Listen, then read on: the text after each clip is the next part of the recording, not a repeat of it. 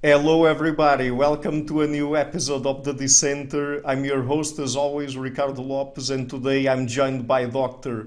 Jeffrey Barrett.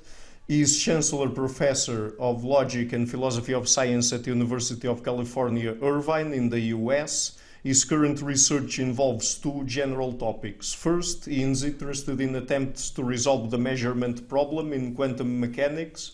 Second, he is interested in using decision theory and evolutionary game theory to model basic features of empirical and mathematical inquiry. In particular, he has been modeling the coevolution of descriptive language and predictive theory in the context of Skyrms-Lewis sender-receiver games. So, Dr. Barrett, thank you a lot for taking the time to come on the show. It's a real pleasure to everyone.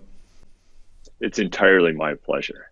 Okay, great. So, it's interesting because very rarely did I talk with someone about quantum mechanics on my channel. Most of the episodes are about things like social science and stuff like that. So, I guess that, and mostly for the audience, I guess, it would be interesting for us to start by introducing the topic a little bit. So, could you tell us briefly, if you can, of course, what is quantum mechanics about? What are the topics it's interested in? And perhaps a little bit of its history. Yeah, I'd be glad to. So quantum mechanics is a theory that follows on the tails of classical mechanics. Classical mechanics was the theory that Isaac Newton wrote down in the 1600s. And classical mechanics was so successful that many people thought that Newton had read the mind of God, that he actually had written down the laws of physics that God himself had used to structure the universe. But in the 1800s, towards the end of the 1800s, problems kept arising that classical mechanics couldn't handle. And these were problems involving things like the behavior of light, something called black body radiation, the photoelectric effect. And when people tried to explain these things using Newton's theory, they couldn't. And it became increasingly, there was increasingly a sense of crisis towards the end of the 1800s and into the early 1900s. And this probably reached a critical point when people started to consider the stability of matter. So let me give you a quick example. Yeah. One of the things we discovered about matter is that it's made up of positive and negatively charged particles. And one of the particles that we discovered early on were electrons, which are negatively charged. So here's the problem. Matter is electrically neutral. It doesn't usually have a significant charge. And so we know if there are negatively charged electrons, and let this hand be a negatively charged electron, there has to be something positively charged also in the atom to balance it out. And so a hydrogen atom, it turns out, is an electron and a proton. And the electron is much lighter than the proton. And the electron's negatively charged and the proton's positively charged. And so they should attract each other. So what should happen if you put an electron and a proton together in hydrogen is that they should attract each other and just collapse together. If that was what was happening, then regular extended objects in the world wouldn't be stable. And you might think, oh, I know how to solve this problem. Let's take the electron that's negatively charged and put it in orbit around the positively charged proton. But that's not going to work, because in Newtonian mechanics, a charged particle that's in orbit would be accelerating, and accelerating charged particles have to radiate electromagnetic radiation. And so it's losing energy, and so it would spiral in and crash into the proton. And so the very fact that we have stable objects constructed of positively and negatively charged particles indicates that Newtonian mechanics is false. And this was a huge crisis. And so people had to figure out what was going on. What is the electron doing? It can't be stationary, or else it would fall towards the proton. It can't be in orbit, or else it would radiate and spiral towards the proton. So what is it doing? It's not stationary, it's not in orbit. And so people like Niels Bohr came up with models of what the electron might be doing. And according to Bohr, what the electron is doing is unspeakable. But he gave a mathematical model for how to calculate its energy and such things. So it really was a crisis that led to quantum mechanics. Mm-hmm. So, and I mean, people started from those types of questions during the 20th century, because we are pretty much still at the beginning of the 21st century. Did it evolve significantly, the field of quantum mechanics, in terms of expanding its scope, for example? Yeah. At first, people didn't really understand what they were talking about when they talked about quantum mechanics. And so part of the project was to come up with a good theory. And that actually took some decades. It wasn't until the early 1930s that we had a good theory. And it might make sense for me to say just basically what quantum mechanics says about the world. Sure. So in 1930, Dirac wrote down the first truly modern formulation of quantum mechanics. And in 1932, the mathematician John von Neumann fixed Dirac's formulation. And here's how it works. So I have some pens that I can use as a prop here. Sure.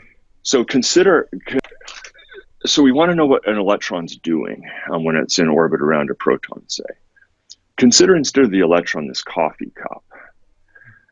Classically, the coffee cup can be in my office or it could be out of my office. Now, in quantum mechanics, states of objects like the coffee cup are represented by vectors of unit length. And so this vector might represent the coffee cup being in my office, and this vector might represent the coffee cup being out of my office.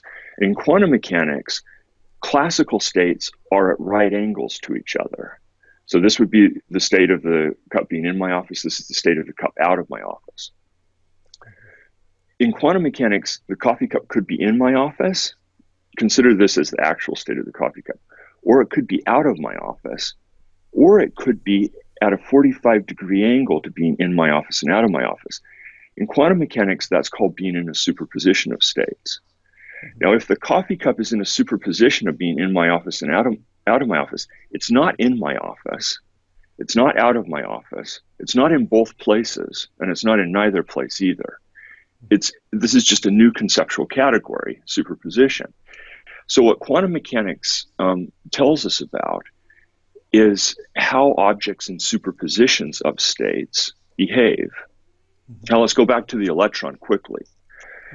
So with the electron orbiting the proton, what it turns out, once von Neumann wrote down the theory is happening, is the electron is not moving in an orbit. It's not stationary, just sitting there. It's in a superposition of all possible locations. And it turns out that being in that superposition of all possible locations is a stable, generates a stable energy configuration. So people had to get their heads around what the theory was telling us. And so the standard formulation of quantum mechanics that von Neumann wrote down in 1932 says that systems are typically in superpositions of states, and then they evolve. Okay, so let me say a couple of things about that, and then we can go back to the more general question. Yeah. So if this is the state of the coffee cup, it might start off, here, I had these the other way. It might start off in the room. Later on, I might find it outside the room. It might be in a superposition of being in the room and not in the room. When you're not, according to the standard formulation of quantum mechanics, when I'm not looking at the coffee cup, the state vector representing the coffee cup just moves in a deterministic linear way. This is called the Schrödinger wave equation. It's smooth, it's deterministic, and it's linear, and it just changes to being in different superpositions of states. But as soon as I go to look for where that coffee cup is, suppose it's in a superposition of being in the room and out of the room. When I go to look for it, it instantly jumps to being in the room or jumps to a state where it's out of the room. randomly and discontinuously. So in quantum mechanics, there are two dynamical laws. The first one is the deterministic dynamics. That explains why matter is stable and interference effects and all of that. The other dynamical law is the random collapse dynamics. That explains why we find the coffee cup somewhere when I go to look for it. Yeah. So this was puzzling to people. So the development of quantum mechanics was working on that dynamical law and getting it straight, and then trying to understand conceptually what the theory was trying to tell us about the world. Mm-hmm. So, I mean, since you're a philosopher of science, I would like to ask you about this. So, since in physics and more specifically in quantum mechanics, we are dealing with what the nature of reality really is, about what it's underneath it, underneath what we can see with our eyes, what we can perceive, isn't it the case that at least nowadays physicists, even if they don't intend directly to do so, they are always making statements that are a part of the branch of metaphysics in philosophy, for example? Yes. So there are two things we expect from a good physical theory. One thing is we want it to make good predictions. Mm-hmm. In order to make predictions, you don't really have to talk about metaphysics much. You could just have an algorithm that spits out predictions. You tell it how you set up your system, it spits out a prediction. Sure. The other thing that we want from a physical theory is explanation. In order to explain what's happening in the world, you have to do metaphysics. Yeah, no question about it. And so much of the debate around quantum mechanics from the 1930s until now has revolved around metaphysics, because we want to understand how the world works. We want to know, is it really true that coffee cups end up in superpositions? Or cats, like Schrodinger's cat, can end up in a superposition of being alive and dead. What does that mean? In order to get our heads around what that means, we need to do some metaphysics.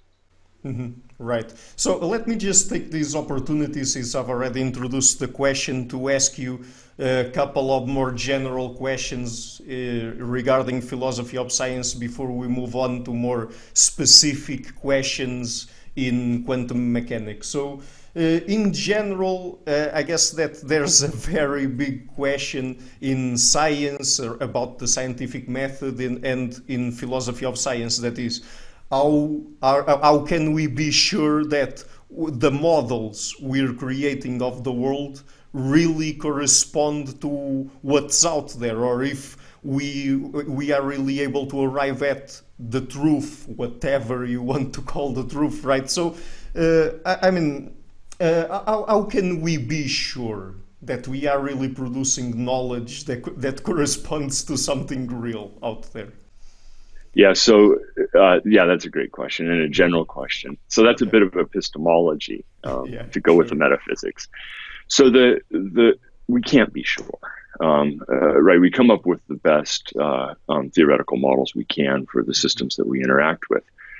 While we can't be sure, we still can believe that we're on the right track. And here's what I think that amounts to. I'm not certain that my current theory is right. And in fact, with the standard formulation of quantum mechanics, and we can talk about this in a bit if you want, because of the quantum measurement problem, we know that quantum mechanics is not right. And so quantum mechanics just isn't a true description of the world. But that's something we can come back to. But in general, for a physical theory, I might believe that it's accurately describing the world. Do I know for sure? No, I really don't. What I do is I use it to make predictions. I use it to give explanations. And if it fails me, I try to fix it. And so there's a kind of article of faith that goes along with doing empirical science. It's the sense that if we keep fixing the problems that we find, we'll be eliminating error. We'll be eliminating descriptive error. And what we're left with after we get rid of all the descriptive error will be the truth. Yeah. But not right here and now, not next year. The thought is we just keep getting better and better theories. Mm-hmm. Right. Does that have something to do with what some people call, or what they say is has to do with the scientific theory being probably or approximately true. Yeah, so that's something we often say. We say, well, I don't think my theories are true, but I think they're approximately true. Or Yeah. if somebody pushes me harder, I say, well, I don't know if they're approximately true, but they're probably approximately Mhm. true. Yeah, so we say that. When we say that, we literally don't know what we're talking about. And here's what I mean. Um, just a couple of minutes ago, I said, I know that quantum mechanics is not the truth about the world, Mhm. but I want to say that it's probably approximately true. Right. Um, but I don't know. I don't know where it's wrong. I don't know how it misses the truth, the mark of the truth. If I knew how it was wrong, I would just fix it. Mhm. So, so in order to say concretely what I mean by it's approximately true, I'd have to tell you the way in which it's not right. But if I knew the way in which it was not right, I would fix it and I'd make it right. So there's something about inquiry itself that prevents me from saying exactly what I mean when I say that the theory is approximately true. It's a kind of promissory note. What I mean is, I think we'll be able to fix it. I don't know how. But Mhm. it's once we fix it, we'll realize we were close to the right story. We just didn't know what to do next. Mhm. Okay, so let's tackle that bit that you said already twice when you mentioned that you think that quantum mechanics is not true but is only approximately true or something like that. And you mentioned earlier also the measurement problem. So could you tell us first? I don't know if you want to start with the measurement problem or not. You can take it either way, but could you tell us why you say that quantum mechanics is not true and in what ways the measurement problem or what the measurement problem has to do with that? Okay, yeah. So when I was describing quantum mechanics before, I mentioned that it has two dynamical laws.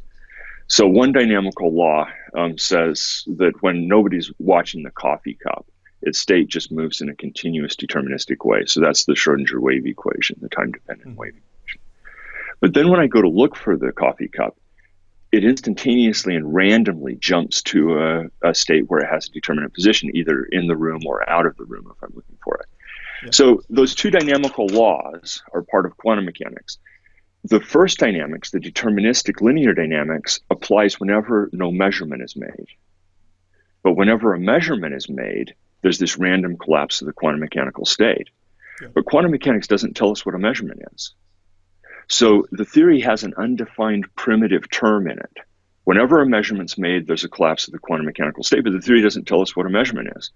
So the theory is at best it's at best incomplete because it doesn't tell us when to apply these two dynamical laws. When I look for the coffee cup, presumably that's a measurement. When one of my friends looks for the coffee cup, presumably that's a measurement. But what about when an animal looks for the coffee cup? Or what does it take to constitute a measurement? Furthermore, presumably I'm a physical system like any other. If I'm looking at the coffee cup and me should be described by the linear dynamics, the deterministic dynamics. Mhm. So if we add to quantum mechanics that measuring devices are physical systems like any other, then there should never be a collapse of the quantum mechanical state. It should always be linear and deterministic. So on the most charitable reading, quantum mechanics is incomplete. On a strict reading, where we suppose measuring devices are just regular physical systems, it's Mhm. logically inconsistent. That's the measurement problem. Okay, so what does that tell us about science generally and physics in particular? Well, quantum mechanics and special relativity are our best physical theories. There really isn't anything wrong with special relativity. Quantum mechanics, though, there's a problem with it. It's at best incomplete, and at worst, it's logically inconsistent if we suppose measuring devices are physical systems like any other. So it's telling us that our best physical theory, in this case, quantum mechanics, is a theory that is not true. It's at least incomplete. and on a natural reading is logically inconsistent. So the problem here is not that quantum mechanics is weird. It has to be weird to make the right predictions. The problem is that on a strict reading is logically inconsistent. Another thing about this, though, the problem is not that it makes bad empirical predictions. We have rules of thumb to use when we're using the theory. When we use those rules of thumb on what constitutes a measurement and what doesn't, we get predictions that are extraordinarily accurate, better than any physical theory that we've ever had. We get predictions to 10, 12, 14 significant figures. These are predictions so precise, it's like getting the distance from Los Angeles, the area where I live, to New York, to within a human hair distance. That's how precise the theory is. So we know there's something right about it. It's approximate. It's telling us approximately what the world's like, but we also know it's not telling us the whole truth and nothing but the truth. We don't know what to do to fix it. That's the problem. Yeah, and I guess that's a big problem, right? So, and let me just ask you now. So, I guess that there are many or several formulations of quantum mechanics, like, for example, the single mind formulation of it. Could you tell us about that, and then I will ask you about the other ones? So one of yeah. So the problem that we have to solve, I'll use my pens again. The problem we have to solve is if this is the state, this black pen, why does it look like the cup is in the room or out of the room whenever I look for it? Now, the standard formulation of quantum mechanics says whenever you go to look for it, the state jumps to this or this. Suppose we wanted the state not to jump anymore. We wanted to treat all physical systems the same way, including observers. Well, then what's going to happen when I look for the cup is that it will still be in a superposition of states. So why does it look like it's in one state or the other? So what Albert and Lower suggested, this was back in the late 1980s, is that if somebody embraces a strong mind-body dualism, then they can solve this problem. Whenever you go to make an observation, what happens is that the physical state stays in a superposition, but your mind becomes associated with one of the classical states that it's a superposition of.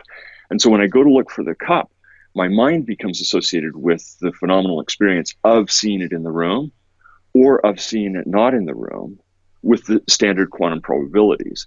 So the standard quantum probabilities, if this is at a 45-degree angle, the probability it would jump to that's 1/2. The probability it would jump to that's 1/2.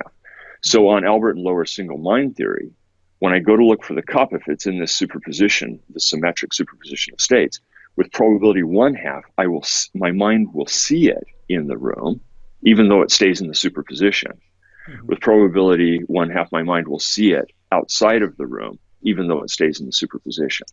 So that's called the single mind theory because it associates just one mind with me, and then that mind explains my experience being determinate, even though the quantum mechanical state is the superposition. So there's also the many minds formulation, but before that, I would like to ask you about the many worlds hypothesis, and probably to explain that, we also have to understand what's a quantum world, right? Yeah, so that's the same problem. So here, so this is in quantum mechanics. This is called the determinate record problem. If this is really the state, the superposition of the coffee cup being in the room and out of the room, then why do I see it either in the room or out of the room? So on the many worlds formulation of quantum mechanics, so this was cooked up by Everett, Hugh Everett III, who was a graduate student at Princeton University when he came up with the idea in the physics department. He said, he didn't believe that there ever was a collapse of the quantum mechanical state because observers are physical systems like any other. And so he was convinced that this really was the state, the superposition. But what he wanted to show was that if this is the state, the superposition, for an observer, it will still look like the coffee cup has a definite position. Mm-hmm. We can think of this superposition as not neither this nor this, not both and not neither. We can think of it as representing two worlds, one where the coffee cup is in the room and one where the coffee cup is out of the room. And so it's a conceptual move. It's a metaphysical move. He introduces a little bit of metaphysics in order to explain the phenomenal experience of seeing the coffee cup in one place rather than another. Now, Everett himself didn't talk in terms of worlds. He talked in terms of branches of the quantum mechanical state. And so he would say, there's one branch of the quantum mechanical state where the coffee cup's in the room. There's one branch where it's out of the room. That's why you see it in one of those two locations. Physicists following Everett, people like Bryce DeWitt and John Wheeler, they started talking about worlds, especially DeWitt. And DeWitt's thought was, whenever you go to make a measurement, it generates a whole bunch of worlds, one world for every possible outcome of the measurement. So when I go to look for the coffee cup, it creates two worlds, one where the coffee cup's in the room and one where the coffee cup's out of the room, on the simplest description. I'm in one of those. My future self is in both of those worlds, but I locally find myself in one of those worlds, and that explains why I see the coffee cup in the room. But the bigger state is still the superposition of the coffee cup being in the room and out of the room. So the many worlds formulation of quantum mechanics is an attempt to have no collapses of the quantum mechanical state, but still explain why things appear to have definite properties to us. And then the explanation is not because it collapses to a state where it has a definite property, but because you end up inhabiting a world where it has a definite property. And then a copy of you ends up inhabiting a world where it has incompatible classical properties. Mm-hmm. And what about the many minds formulation then? Just for us to finish this section. So you're asking about the craziest sequence of ways of solving the quantum measurement problem, and all of these have to do with metaphysics too. It's kind of embarrassing that we get pushed to these extremes. But so here's how many minds works.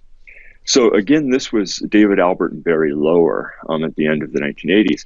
And Albert and Lower thought that this idea of worlds splitting all the time, that this was crazy. And so they thought, we want to understand the physical state as being a superposition, just like Everett does. But we want to still explain why you get a definite outcome to your measurement. And so on the single mind theory, they said, okay, if an observer just has one mind, that mind randomly goes to this state, where he sees the coffee cup out of the world or outside the room, or randomly goes to this state where he sees the coffee cup in the room. And then the superposition just stays there physically. On the many minds theory, every observer is associated with an infinite number of minds. So I have an infinite number of minds. Some of my minds go to this state and they end up seeing the coffee cup outside the room. Some of my minds go to this state where they end up seeing the coffee cup inside the room. The physical world doesn't split. Every one of my minds traces a history through this branching structure of the quantum mechanical state as measurements are made. And every one of my minds has a definite set of experiences, just as an observer would have if worlds were splitting. But on the Albert and Lower many minds formulation of quantum mechanics, there's no world splitting. And so if somebody was worried about metaphysics where worlds split, and there are good reasons to worry about it on relativistic grounds and such, because you can wonder when does the world split? Then many minds formulation of quantum mechanics gives you another option. The downside is you don't have world splitting, but you have now this strong mind-body dualism that you're embracing. It's at some level of description, both of these are crazy proposals. Yeah, sure. And now, okay, so we've already touched on some of the theoretical foundations of modern quantum mechanics and talked about some of its limitations and problems, like the measurement problem. And what about string theory? That is one of the most prominent theories, I guess, out there. So, could you describe string theory for us a little bit, maybe tell us the basics about it, and then tell us if it has really any scientific support to it or not really. Okay, this is quite a different topic. String theory. String theory is different from quantum mechanics and relativity. It's not as foundational a theory as quantum mechanics and special relativity. String theory is a theory that sits on top of quantum mechanics and special relativity. And the idea is this. So with my pens, the example, I've been representing states with unit length vectors. But there's good reason to want to represent states in richer ways.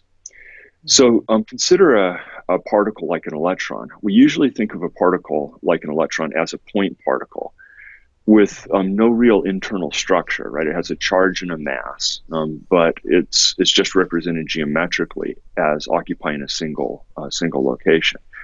The idea behind string theory is, instead of having point particles, represent particles with strings. Strings can have much more structure. And just picture a string, like a guitar string. It can vibrate. It can, and the various vibrational modes are complicated. It can be open or it can be closed. If it's closed, it could have different vibrational modes than if it's open, etc. And that's the idea behind string theory. Replace particles with strings, and that gives much more internal structure. Then you can use that internal structure to represent the classical properties of particles. And so the particles' properties might be represented by how the string is vibrating. Now, why this sits on top of quantum mechanics is, in string theory, just as with the coffee cup's not in the room and it's not out of the room. It can be in a superposition of being in the room and out of the room. A string can be in a superposition of different vibrational modes. It's the superposition of different vibrational modes that then allows you to describe particle phenomena, like the behavior of neutral K-mesons.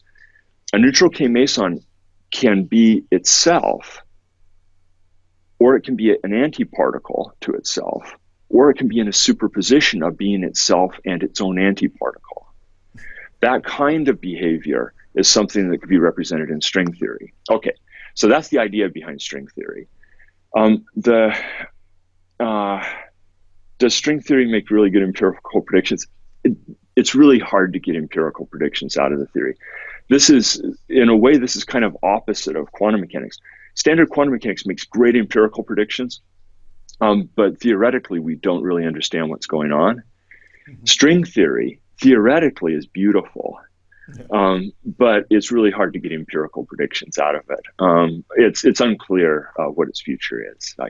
The folks who work on it are super smart. And one of the cool things about it is that while they're working on it, we're learning new mathematics. So that's great.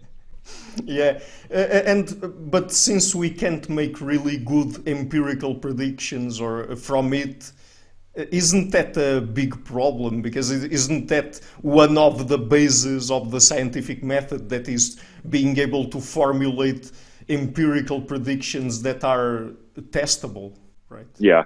It's like we were talking about before. We want theories that make good predictions and give us good explanations. And we don't take those activities to be independent of each other. Yeah. The reason I trust the explanations the theory is giving me is because of its good predictions. So if string theory doesn't make rich and varied predictions, then I'm not going to trust its explanations. Yeah. No matter how beautiful they may be. Yeah, because that's one of the things, right? It's not because mathematically the theory is very beautiful that it really is science even, right? Just so. Yeah, yeah. So I guess that's another problem there. So let me perhaps just ask you about one last topic. First of all, my first question would be, would you say that it is correct, or yeah, that is correct to say that quantum mechanics gives us a world that is probabilistic or random? Do you think that that's a fair assessment? Well, so the standard collapse formulation of quantum mechanics tells us the world is random and probabilistic. And it tells us where that randomness comes from. When an observation is made, the state randomly collapses. Yeah. But there are solutions to the quantum measurement problem, right? We know the standard formulation of quantum mechanics is not right. There are solutions to the quantum measurement problem that give us consistent and complete theories, complete in a certain way, that are deterministic. So one of these is Bohmian mechanics. Bohm wrote down a formulation of quantum mechanics in 1952, and this theory is logically consistent and it's deterministic. It doesn't have any random collapses in it. And so we know that we have deterministic theories that can make the right empirical predictions. Bohm's theory makes the right empirical predictions without being random, dynamically random. But it still makes probabilistic predictions. And it has to, because the thing that makes quantum mechanics empirically successful is that it predicts the right probabilities for events. Some quantum mechanical events appear to be random, and they have probabilities associated with them. In Bohmian mechanics, the event is not random, but it still has a probability associated with it, not because of some fundamental random process, but because of ignorance on our part. The probabilities in Bohmian mechanics come from the fact I don't know what the state is. And so it gives me empirical predictions that involve probabilities. In that way, Bohmian mechanics is like classical thermodynamics. It has probabilities in it, but it's still a deterministic theory. Mm-hmm. Yeah. So the short answer to your question is, we don't need I don't know if the world's fundamentally random or not, but I know that we need a theory that makes the standard quantum predictions, which are probabilistic predictions. Mm-hmm. And so if we accept quantum mechanics as a basic theory of physics or the physical world, we are not forced to accept at the same time that the world is purely probabilistic, right? That's right. We're not forced to accept that it's dynamically random. That's exactly right. Bohmian mechanics is as deterministic as Newtonian mechanics, and it makes the standard quantum predictions. Mm-hmm. Okay, so just one last question, and because there are some people that try to integrate all things in science from physics to social science and see if there are some connections there that we can make, or try to predict, I don't know, higher levels of reality from the lower ones. What would you say about that? Do you think that even if physics is deterministic, that we can, for example, understand things like animal or human behavior or human societies by having a complete knowledge of how the physical world works? Do you think that we can make predictions from that? Not very well. So the quantum mechanics, you can see why it's going to be a problem with quantum mechanics, because we don't even have a theory that we trust in how it describes the world to start with. And so that kind of reduction that you describe, where we reduce all of our explanations in the social sciences and philosophy and to physics, we can't do that. Doesn't make sense, because we don't trust that our physical theory is actually descriptive of the world in the right way. But even if we had a true theory of the world, suppose it was Newtonian mechanics, and we were convinced it was right and it was logically consistent, it was complete, it still doesn't make sense to reduce complex phenomena like interpersonal interactions to physics. because at the level of description of interpersonal interactions, Yeah. The physical systems are so complicated, you wouldn't be able to carry out the computations and make predictions. It really makes sense methodologically to have different empirical theories that work at different levels of description. And if you can connect them together, that's great. We shouldn't put roadblocks in the path of that. But to try to use Newtonian mechanics, say, or quantum mechanics, even worse, to predict what's going to happen in the stock market next, or exchange rates, or something like that's crazy. The phenomena is way too complicated. It should be clear from our conversation over the last few minutes that even saying how electrons work, a single particle, that's extraordinarily complicated in the context of physics. Human beings are 10 to the 30th, 10 to the 26th times more complicated. Yeah. But do you think that we can't really use physical theories to predict, for example, human behavior or something higher than that, because we don't know enough? We don't have a complete knowledge about how the world works, and we don't have all the data that is necessary to make those predictions, or because even if we had, so we wouldn't be able to do that? Both. Both? Yeah, both. One of the reasons I got interested in physics when I was a youngster, and I was excited about it, is I thought I want to learn how the world works in the most basic way, because then I'll understand everything. It turns out I still don't know how the world works at the most basic level, and even if I did, I wouldn't understand other domains necessarily, because the phenomenon is so complicated. And then, as you say, there's the issue of, if I wanted to make a prediction in quantum mechanics for a complicated system, there are two parts. I have to know what the initial state is with high precision, especially if it's a nonlinear system. And I typically don't have epistemic access to states, complex states of that degree of precision to make predictions, even in classical mechanics. But then I'd have to be able to run an algorithm, a computation that would time evolve that state into the future. And those computations for nonlinear systems, any error magnifies over time, and my predictions are pretty much useless for the complex system. Yeah. Mm-hmm. Physics is not very good at explaining human behavior or even the weather. You have to coarse grain and come up with a good way of understanding the world at that more coarse-grained level of description, and then do good empirical science, right? We don't just wave our hands at it. Yeah. It's not real science at the most basic physics level, and then everything else is just magic. It's real science at every level. It's just that the real science feels different at each of the levels. Mm-hmm.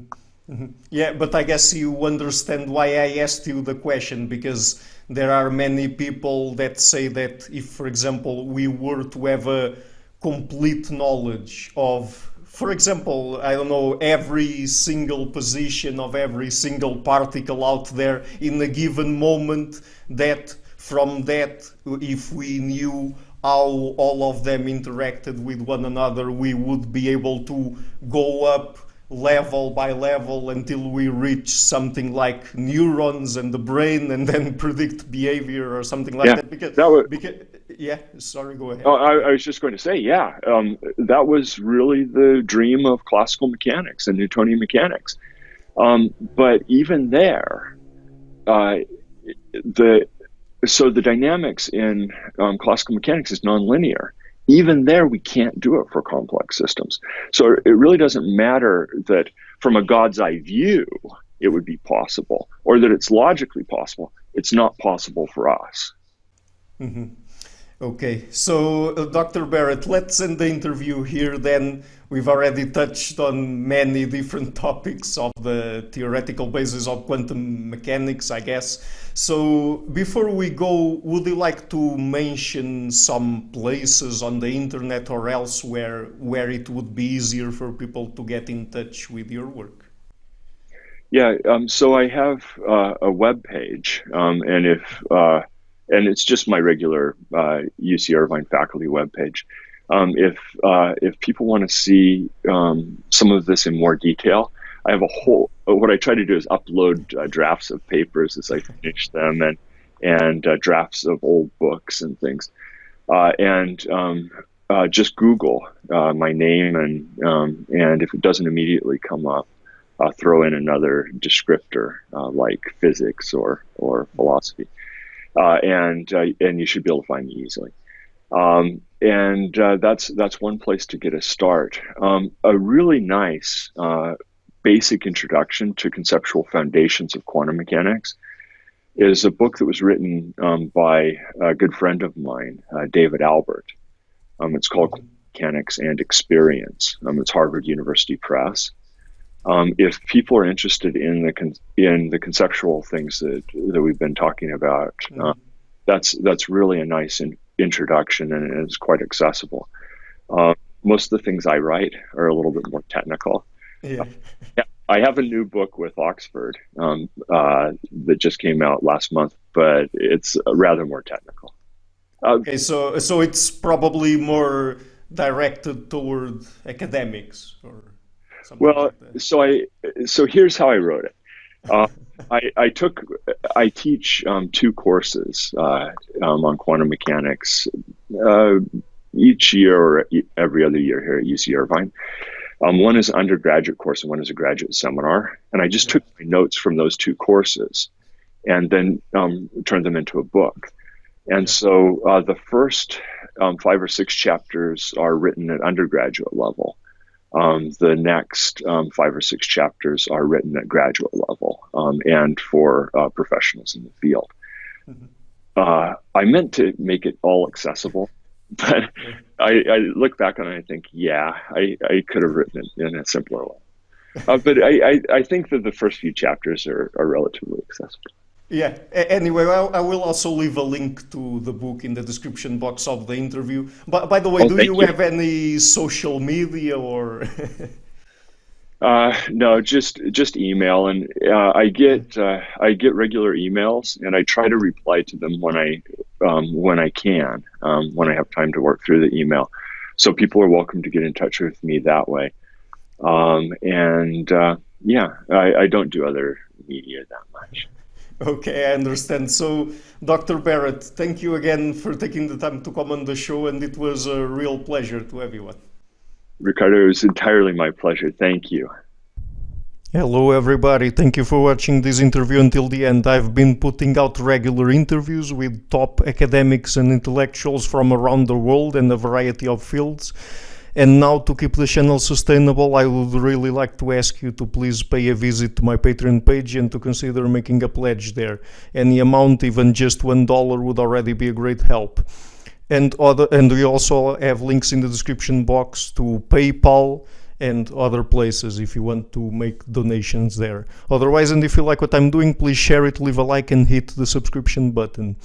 Finally, I would like to give a huge thank you to my main patrons and supporters: Karen Litzke, Anne Blanchett, Pererga Larsen, Lau Guerrero, Francis Ford, Hans Frederick Sunda, Janne Hennin and Ricardo Vladimiro, Craig Healy, Adam Kessel, Olaf Alex, Jonathan Wiesel, David Diaz, Anian Kata, Jacob Klinkby, Matthew Whittingbird, Arno Wolf, Tim Hollesy, Enrique Lenius, John Connors, Paulina Barron, Philip Force Connolly, Dr. Jerry Mueller, Herbert Gintis, Rutger Voss, Bo Weingard, Rebecca Newberger Goldstein, and Dan Demetriou, Robert Windiger, Rui Inácio, Arthur Coe, Zoop, Marco Neves, Max Bailby, Colin Holbrook, Susan Pinker, Thomas Trumbull, Bernardo Seixas, Pablo Santurbano, Simon Columbus, Jorge Espinha, Phil Kavanagh, Corey Clark, Mark Blythe, Roberto Inguanzo, Mikel Stormir, Eric Neumann, My producers, Isar Webb, Rosie, Jim Frank, Lucas Stafiniak,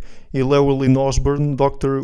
Ian Gilligan, Sergio Quadriano, Luis Caetano, and Matthew Lavender. And finally, my executive producer, Michel Rugieski. Thank you for all.